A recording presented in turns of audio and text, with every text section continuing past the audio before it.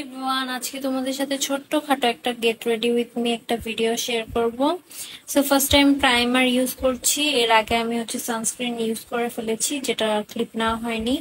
এখন আমি ইউজ করছি আমার ফাউন্ডেশন, আর এটার সাথে আমি একটু হাইলাইটার মিক্স করে অ্যাপ্লাই করেছি। দেখো একটু শাইন শাইন লাগছে, বিকজ আমি এটার সাথে হাইলাইটার অ্যাপ্লাই করেছি, যেটা ছিল রিয়ার বিউটির। আর ফাউন্ডেশনটা ছিল ম্যাকের ফাউন্ডেশন ছিল।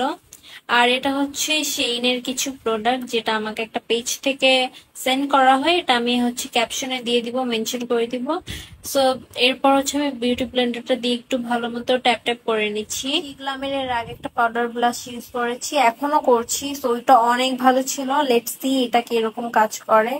আর এটা শেড নাম্বার হ্যালোইন, সেম একদম হ্যালোইনের মতোই। আর দেখো এটার পিগমেন্টেশনটা অনেক ভালো। শিগ্লাম আসলে অনেক ভালো, আমার জানা ছিল না আগে। তো এখানে আমি শিগ্লামের একটা গ্লিটার টাইপের আইশ্যাডো ইউজ করছি। এটাও এত ভালো, লিটারালি এটা রোদে আরো বেশি শাইন করে। এখানে তো সেভাবে শাইন বোঝা যাচ্ছে না। আমি যখন এটা নিয়ে রোদে গিয়েছি, তখন আমি দেখতে পাই এটার শাইনটা। ভাই এত অবজেসড ছিলাম এটা নিয়ে। আর এই যে, আর এখন আমি ইউজ করব এখানে একটু ব্ল্যাক কালার আই শ্যাডো।